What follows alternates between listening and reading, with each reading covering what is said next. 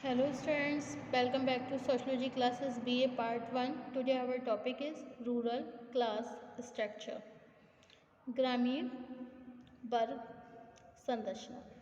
Okay, तो आज का टॉपिक है हमारा ग्रामीण वर्ग संरचना के बारे में आज हम बात करते हैं।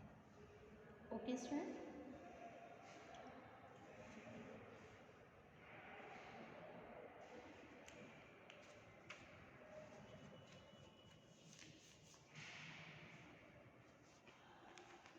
आर्थिक संबंधों, भू स्वामित्व तथा सामाजिक परिस्थिति के आधार पर परंपरागत ग्रामीण वर्ग संरचना तथा वर्तमान वर्ग संरचना के बीच एक स्पष्ट अंतर देखने के लिए मिलता है। ओके,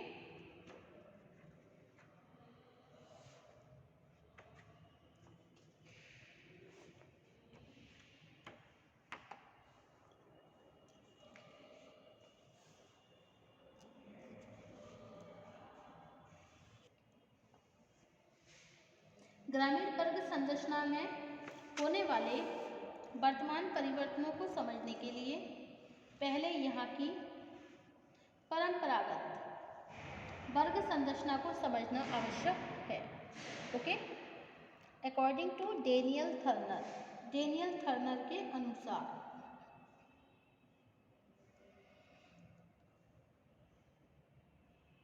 डेनियल थर्नर ने अपने अध्ययन में यह पाया है कि परंपरागत रूप से गांव की वर्ग संरचना में 3 वर्गों की प्रधानता थी।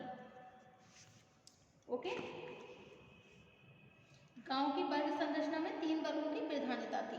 ये है नंबर 1 भूमि के मालिक अथवा जमींदार, नंबर 2 महाजन अथवा साहूकार, नंबर 3 जमींदार की भूमि पर काम करने वाले कृषि मजदूर। इसका तात्पर्य है कि गांव के जिस वर्ग को हम किसान वर्ग कहते हैं, कुछ समय पहले तक उसकी वास्तविक परिस्थिति एक कृषक की नहीं, केवल कृषि मजदूर की थी।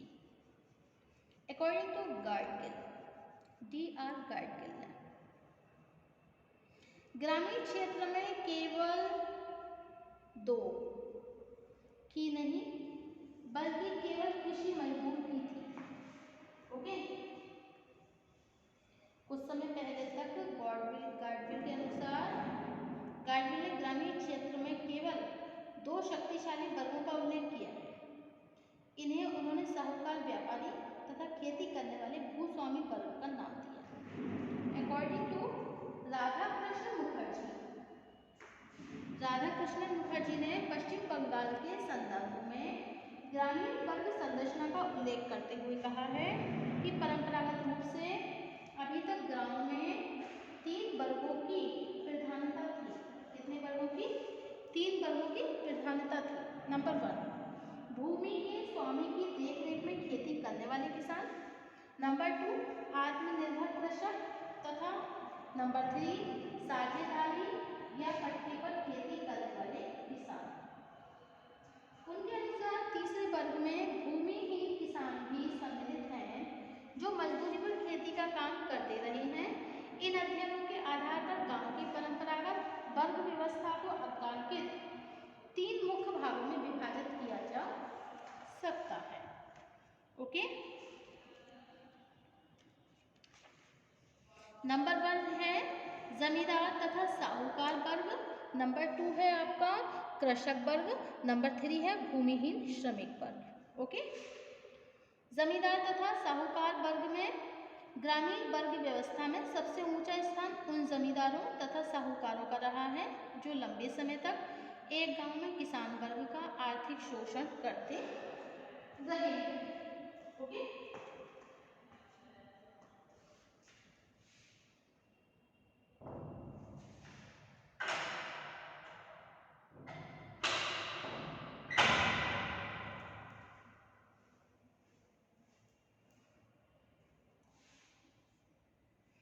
व्यावहारिक रूप से जमींदार को ही गांव की संपूर्ण भूमि का स्वामी माना जाता था तथा उसका काम ग्रामीणों से लगान वसूल करके उसका एक निर्धारित हिस्सा सरकार को देना था। साहूकार वर्ग का तात्पर्य उन महाजनों से था जो फसल बोने के समय से लेकर फसल बिकने तक किसानों को ऋण देने और उस पर मनमाना ब्याज वसूल करने का कार्य करते थे।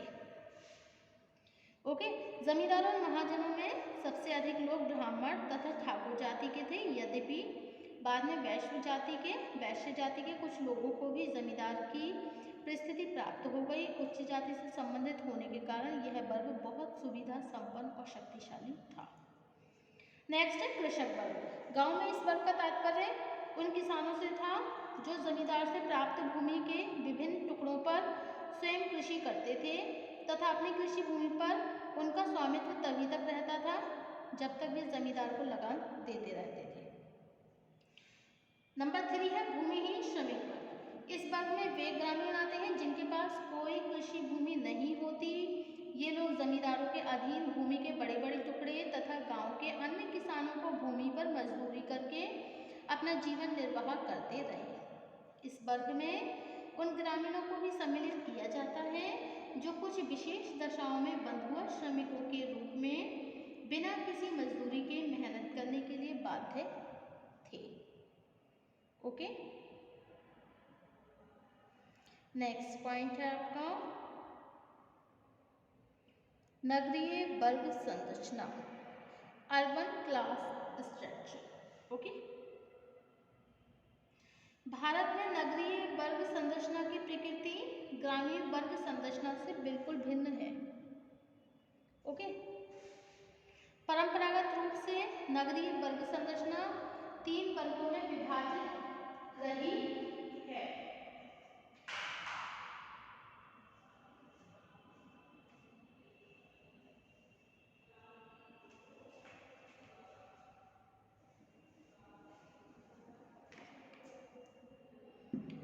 जिन्हें हम उच्च वर्ग, मध्यम वर्ग तथा श्रमिक वर्ग कहते हैं।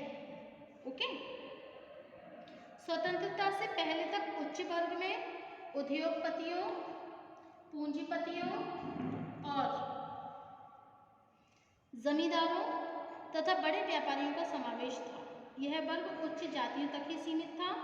आर्थिक और राजनीतिक रूप से शक्तिशाली होने के कारण सरकार द्वारा भी इसे संरक्षण मिलता रहा। नगर आर्थिक क्रियाओं के केंद्र होने के कारण यहाँ एक ऐसे मध्यम वर्ग का उदय हुआ जिसकी आर्थिक भागीदारी बहुत सीमित होने के बाद भी यह सामाजिक और राजनीतिक रूप से सबसे अधिक जागरूक वर्ग रहा। स्वतंत्रता आंदोलन में इसी वर्ग ने सबसे अधिक हिस्सा भी लिया।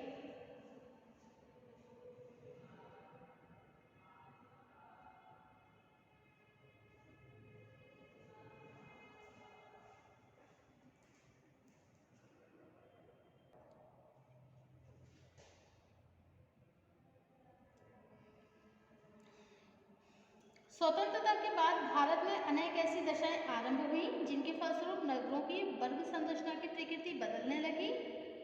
सन 1950 के बाद जब केंद्र स्तर से लेकर ग्राम स्तर तक नेतृत्व का निर्धारण चुनाव के द्वारा होने लगा तो देश में एक नए राजनीतिक वर्ग का उदय हुआ।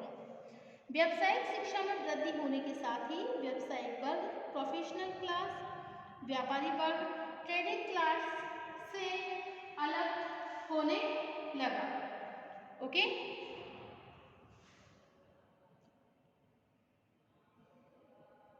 औद्योगिकरण में जैसे जैसे वृद्धि हुई, श्रमिकों में जागरूकता बढ़ने से वे अधिक संगठित होने लगे। संविधान के द्वारा भारत को एक कल्याण राज्य घोषित करने से ऐसे कानून बनाना आवश्यक हो गया जिनकी सहायता से समाज के दुर्बल वर्गों को संरक्षण दिया जा सके। इस दशा ने यहाँ की वर्ग संरचना को प्रभावित किया। समाज में धर्म और जाति का प्रभाव कम हो जाने से जो व्यक्ति कुछ समय पहले तक उच्च वर्ग के अंतर्गत आते थे उनकी वर्गगत सदस्यता में ह्रास होने लगा। ग्रामीण जनसंख्या के एक बड़े भाग द्वारा नगरों में आकर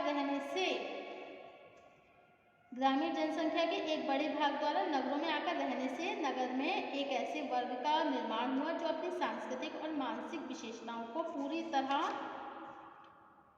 ग्रामीण रहा। ओके,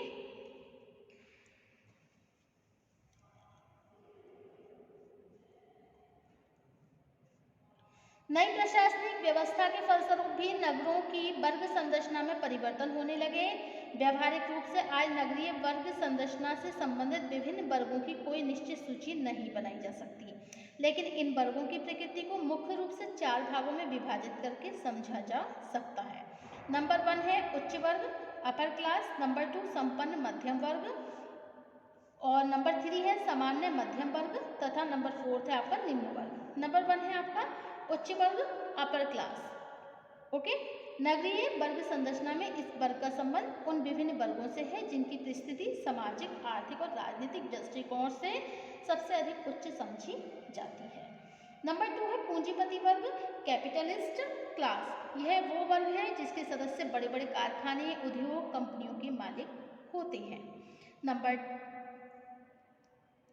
सेकंड है, देखिए उच्च वर्ग में कुछ पॉइंट आते हैं। उच्च वर्ग जैसे अपर क्लास में कैपिटलिस्ट क्लास है, और नंबर 2 आता है आपका पॉलिटिकल एलाइट। ओके, और नंबर 3 आता है आपका एडमिनिस्ट्रेटिव एलाइट। ओके, अब है आपका पॉलिटिकल एलाइट, राजनीतिक अभिजन। भारत में लोकतंत्रीकरण के फलस्वरूप एक नए राजनीतिक नेतृत्व का भी प्रादुर्भाव हुआ। प्रशासनिक अभिजन, एडमिनिस्ट्रेटिव एलाइट, भारतीय प्रशासनिक सेवाओं से संबंधित व्यक्ति इसी वर्ग का प्रतिनिधित्व करते हैं। अब नेक्स्ट पॉइंट है आपका संपन्न मध्यम वर्ग, वेल्दी मिडिल क्लास। आर्थिक परिस्थिति, सांस्कृतिक विशेषताओं तथा व्यवहार के ढंगों के आधार पर भारत की वर्तमान वर्ग संरचना में दूसरा स्थान उच्च मध्यम वर्ग का है। इसी को हम संपन्न मध्यम वर्ग भी कहते हैं। ओके, नेक्स्ट है सामान्य मध्यम वर्ग, common middle class. Okay, Bharat की वर्गीय संरचना में तीसरा स्थान उस सामान्य मध्यम वर्ग का है जिसकी आर्थिक परिस्थिति बहुत सामान्य स्तर की होती है। नेक्स्ट है आपका लोअर क्लास, निम्न वर्ग। भारतीय समाज में वर्ग संरचना के सबसे निचले हिस्से में स्थित विभिन्न वर्ग इस श्रेणी के अंतर्गत आते हैं। यह वर्ग मुख्यतः औद्योगिकरण की ही उपज है और इन्हें 3 वर्गों में विभाजित किया गया है।